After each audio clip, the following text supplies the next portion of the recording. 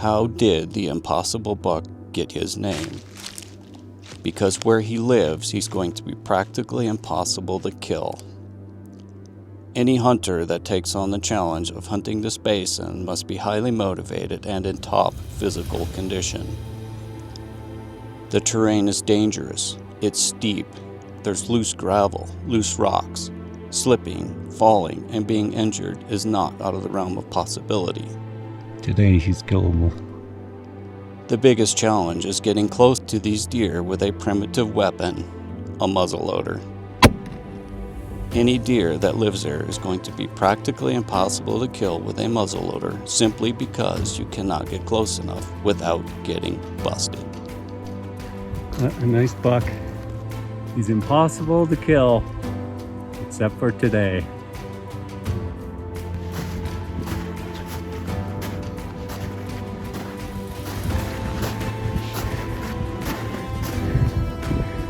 Almost at the top.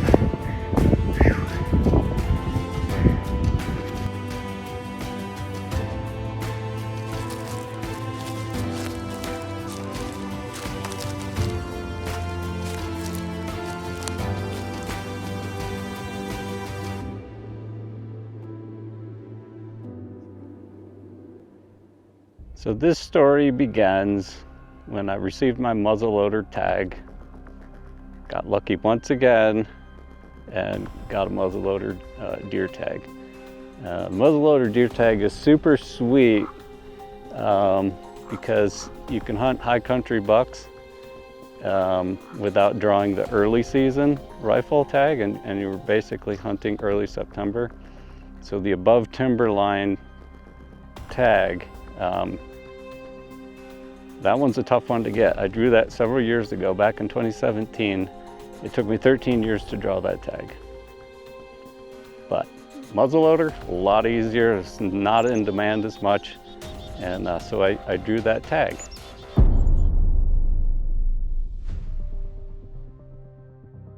I began my scouting, I'm gonna say that again. I began scouting for deer in early August. Super important. Do your homework, guys. You got to find these bucks before you go out. The problem hunting with muzzleloader is this basin is really high, just under 13,000 feet, and there's not a tree one in there. It's wide open. But the good bucks, they do go in there and they know they're safe. With the wind direction, you can't get in because it's high sides almost on all sides, and the prevailing winds blow into it. You cannot sneak in. The only way is sort of from the top down. So yeah, so sure enough, I think it must have been maybe the first weekend in August, went up there, creeped up to the very top, poked my head right over the spine, and sure enough, I see a number of deer. I think it was all bucks actually this time. It was all bucks. And then I see the buck. They're just hanging out, you know? So I spotted him, spent a lot of time watching him, and every weekend I'd come back, same thing. And so he's in there for 6 weeks straight. He and his buddies, some of his buddies come and go, but he's sort of the king there, so he's always in there.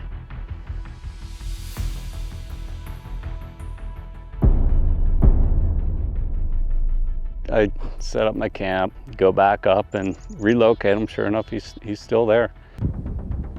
We got 8 bucks down there now.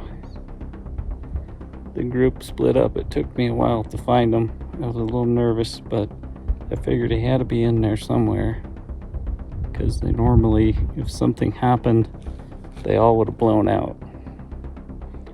So I found him. Still in there. I took some time to shoot the muzzleloader. That's another thing that's really important with a muzzleloader. In Colorado, scope is not legal. You have to hunt with iron sights or open sights. And so I got a peep sight and a globe on my rifle. It's 50 caliber, nothing fancy, but it is pretty accurate.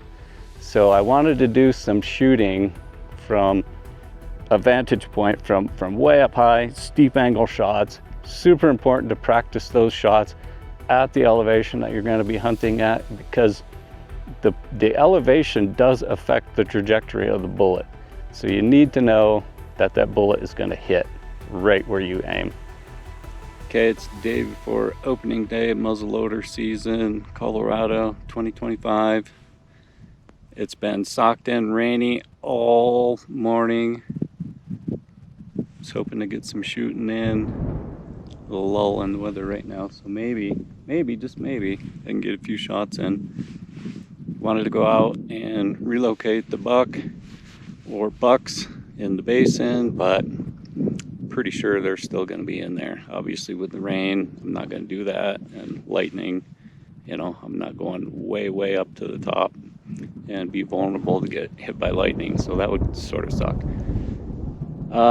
Yeah, so we got a lull. I'm going to take some shots with the old muzzleloader 50 cal, make sure I'm on target, and tomorrow hopefully the deer are in a position in the basin where I can actually do a stalk on them. If they're way down in the basin, doing a stalk is sort of fruitless because I just simply cannot get close enough. Really need to be 200 yards or less. You know, it's open sights, Colorado, cannot use the scope. So you need to know that that bullet is going to hit right where you aim. So yeah, took a few shots. The weather was terrible. It rained. As soon as I got camp set up, it just rained, and it rained for 3 days.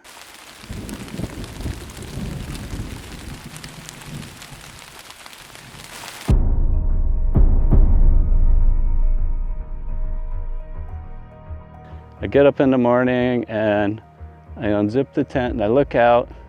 You gotta be kidding me. there's 4 or 5 inches of snow, which is good and bad. It's good, you can spot the animals better.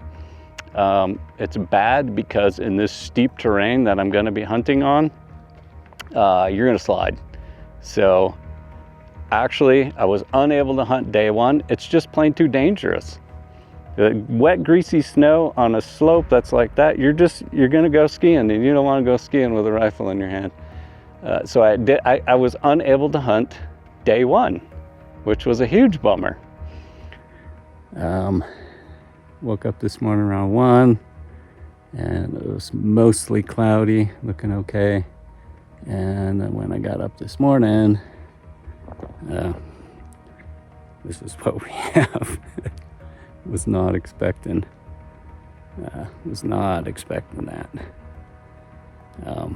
So this obviously throws a serious monkey wrench into my plan to get the buck that's impossible to get, because super steep slopes would just turn into a human toboggan and I'd probably die. So gotta wait for this to melt, which wouldn't surprise me if it was melted by the end of the day. But got a couple of bucks spotted already across the valley. Snow helps a lot for that, but sneaking up on them makes it a lot harder. They really stick out. So I don't know, might do a little still hunting today in the timber, I don't know, but we'll figure it out.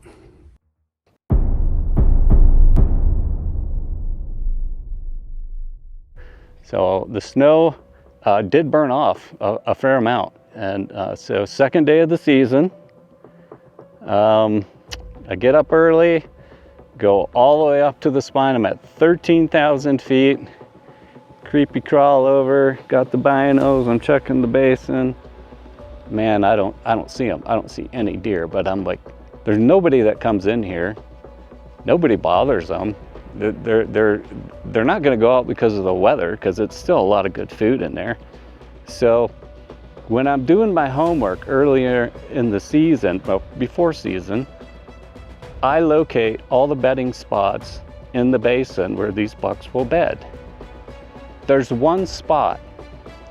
If he beds there, he's reachable by muzzleloader.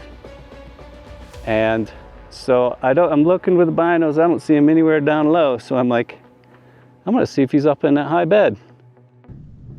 Could not hunt day one because it was basically a blizzard the whole day. Finally good weather. Just checked the basin. The big boy's still there. Yes.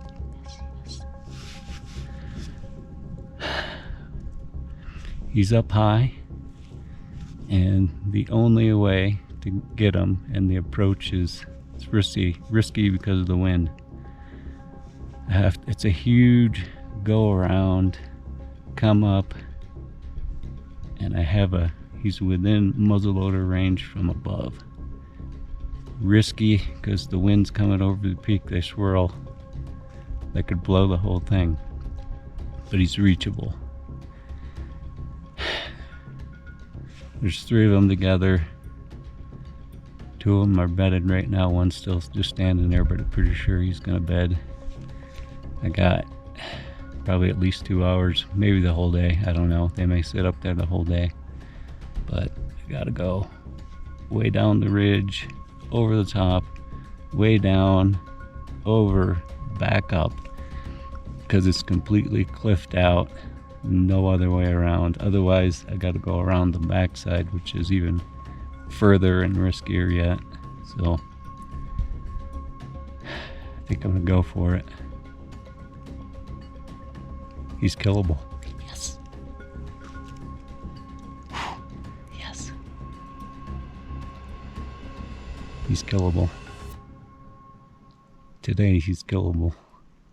So the problem with that is I have to walk the spine. It's probably 2 miles. Walk the spine, drop down, get low, climb back up the mountain and peek over the edge, and hopefully that buck is still bedded. So I gotta go for it, and I'm going for it. And yeah, I mean the rock, the scree, it's terrible. It was actually pretty dangerous where I went up. Not pretty dangerous, it was dangerous. I don't know any humans ever gone up there, but leave it to me, I'll do it. If there's something that I want, and I want, I went up. So I finally get up there, creepy crawl over the edge and look, and there he is. He's still bedded. Couldn't believe it, he's still there. He's within range.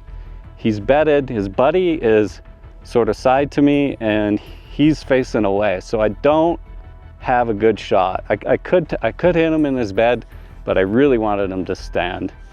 And wind was perfect. I mean, another thing I lucked out on that day, the wind was just absolutely perfect. Normally from that spot, the wind's blowing right in there and you're gonna be busted. So the weather conditions were perfect day 2. Day 1, not so much. So day 2, it's perfect, and I'm in position. So I worked up a bit of a sweat with that big hike and climbing way back up to about a 13,000 foot elevation. And I'm laying on my belly, I'm prone, the rifle's there, the GoPro's there, I'm just waiting for him to stand up. Well, when is he gonna stand up? I don't know. It's gonna be a while, maybe not. Well, I'm getting cold, so I'm like, I probably shouldn't do this, but I gotta get warm coat on. I gotta get my extra pants and extra coat on. It'll take me a minute. So I leave the rifle there, leave the camera there, and I slide down behind the mound, open up my backpack, I get my warmies back on, and I crawl back up there and I peek over the edge. Guess what? He's gone. He's gone. I couldn't believe it. His buddy's still laying there. And so I'm like, well, they weren't spooked, because if they were spooked, they'd all be gone. And so his buddy's laying there. The spot that they're laying on, it's sort of a lookout it cliffs off right in front of it. And the way they go up is sort of off to the side. So I'm like, he must have fed off to the side. Right about then, his buddy gets up and he walks down that edge. So I'm like, crap. So I back down, I got to go up the spine further. And on the downside of it, and it's pretty steep, you know. So I get on the back side, the bucks are down here, and I go up a ways and peek over the edge, and okay, there's 3 bucks there, and thank God they're just feeding. So here's the problem. I left the GoPro back at the first site when I first spotted them. Camera's still there. And I'm like, well, I gotta shoot. Only thing I can do is I got my phone. I can at least get audio of the shot. And it's even a much steeper angle. And I'm over these rocks and it's so steep. Wind is right in my face. Couldn't be better. I ranged a rock that's up from them a little bit, and it was 119 yards, and they were probably 20 or so yards behind it. So it was about a 140-yard shot. And I get all lined up, take my time, I take the shot. The smoke from the rifle wraps my head, I can't see anything. And they all, once it cleared, the bucks, they sort of ran just a little bit and stopped. And they're all standing there yet. And I'm like, pretty sure I hit him. He's acting hit. So I better load. He's on his feet. I got to load up and shoot again. So I load up, shoot again.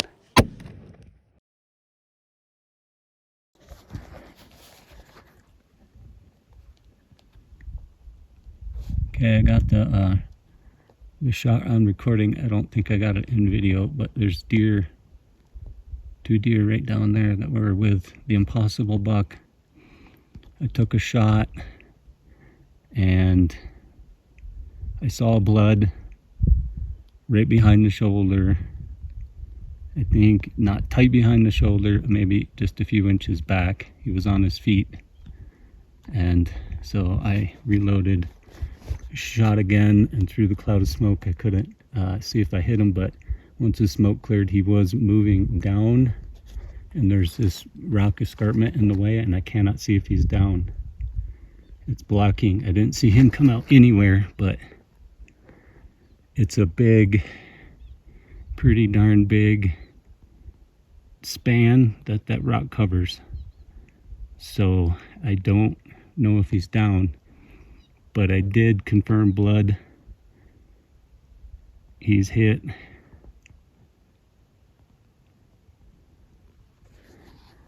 That other buck is moving.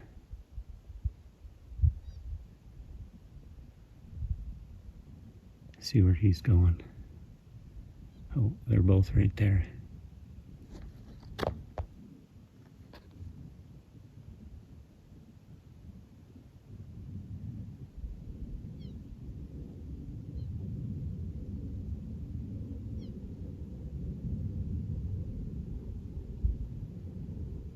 And keep an eye on them and see where they go.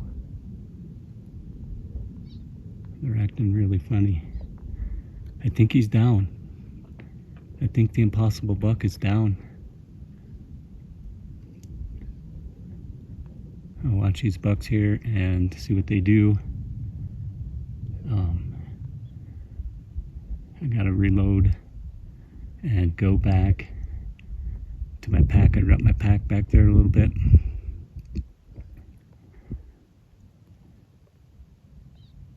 Hopefully he's down.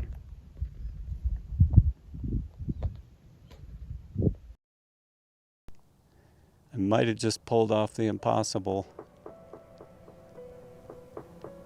This morning, the bucks were bedded high in the basin, which they're in range from the other side. So get to the other side is a major track around because it's all cliffed out.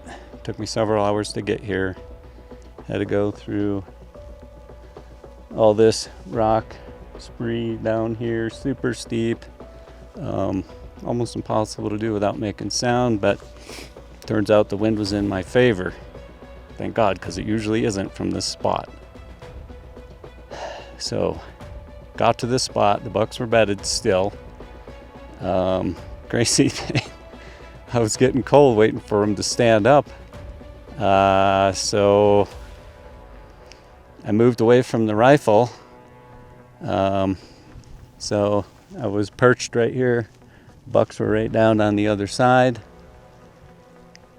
Backpack here, went to get my jacket, slide back, and Mr. Impossible Buck had stood up and walked over the edge, and his buddy was still laying there, so I knew they weren't alarmed. I watched his buddy stand up and stretch, so all's good. They just went for a midday feed, so I had to go up here to get the angle. And sure enough, they were down there feeding. Scoped them at it was 119 yards.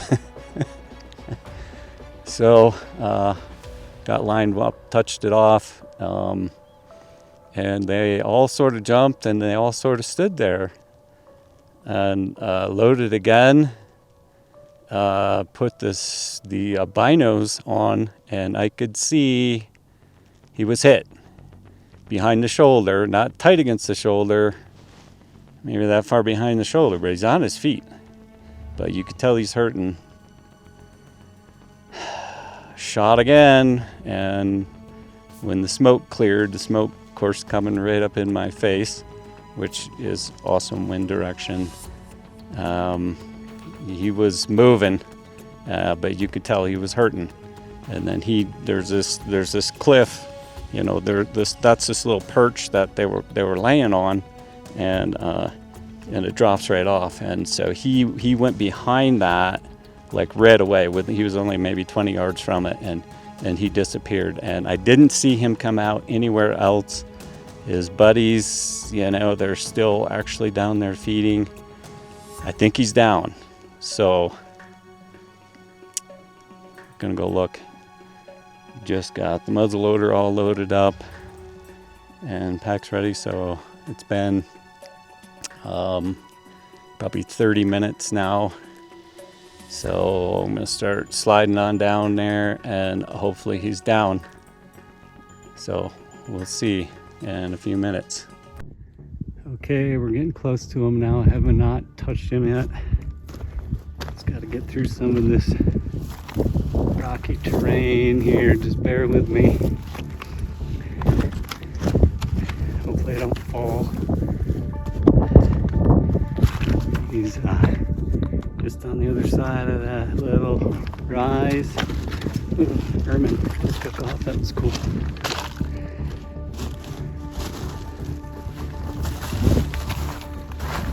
Oh, once I get through this rocks here, easier walking.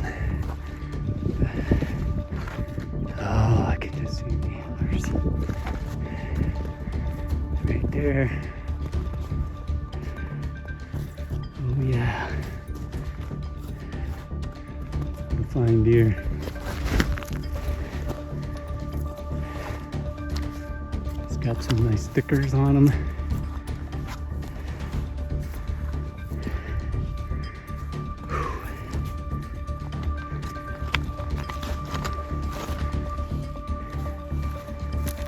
Yeah, what a nice buck. Holy cow. Oh, look at the shots. Well, that was definitely more behind the shoulder. It was perfect. And a mid-body shot, probably my second shot. Oh, yeah. Look at this dude.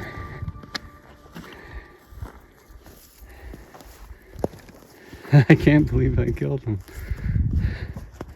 Unfreaking real. That is easily the biggest buck I've ever killed. Holy crap.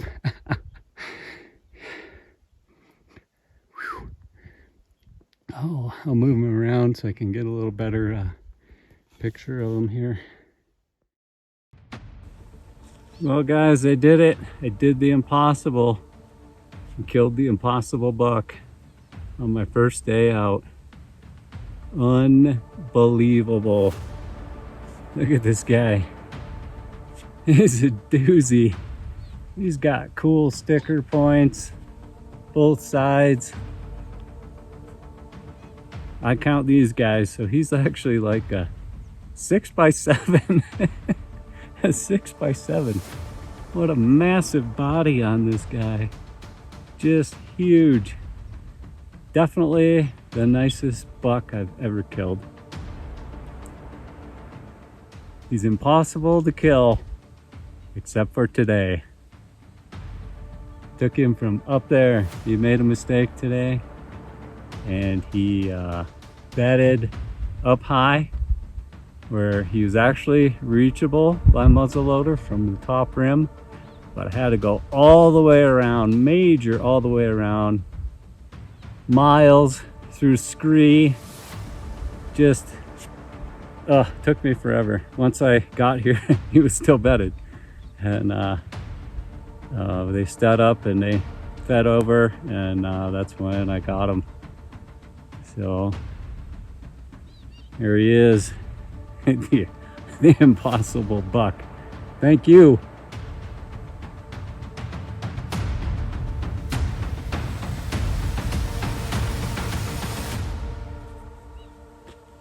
What a nice deer. Got a major pack out. Holy cow. It's gonna be a couple days. I gotta get him cleaned up.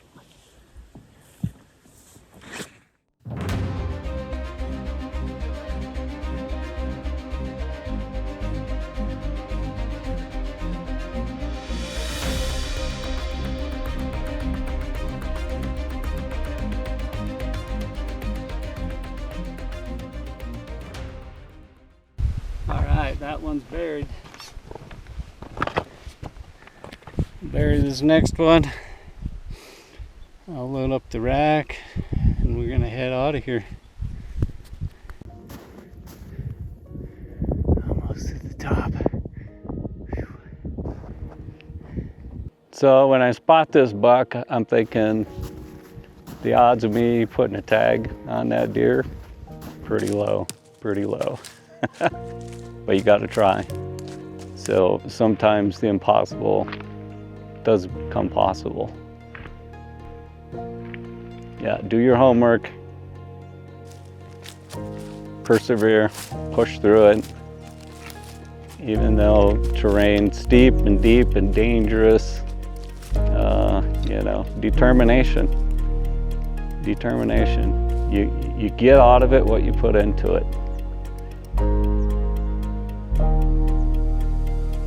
Things seem impossible when the mind cannot logically deem them plausible. This is because the personal realm of possibility has not yet been stretched to that length.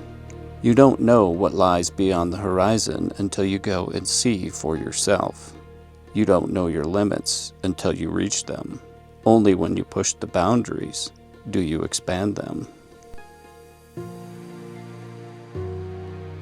Every big game hunter should experience these high country deer. The challenge of navigating the terrain and getting close enough to take one of these animals. For me, it's mostly the challenge of the hunt. It's pretty uncommon that you actually get to put a tag on bucks of this quality. The buck that I killed here in this video, the impossible buck, he's a 185-inch buck, which is a very respectable deer. But I've seen him out there much, much bigger. These guys are even more difficult to get to. But I'm gonna keep trying. I love it, I'm addicted to it. If you guys enjoyed the video, please like and subscribe. Give me a comment, let me know what you think. I appreciate it, you guys are awesome. I'll see you on the next one.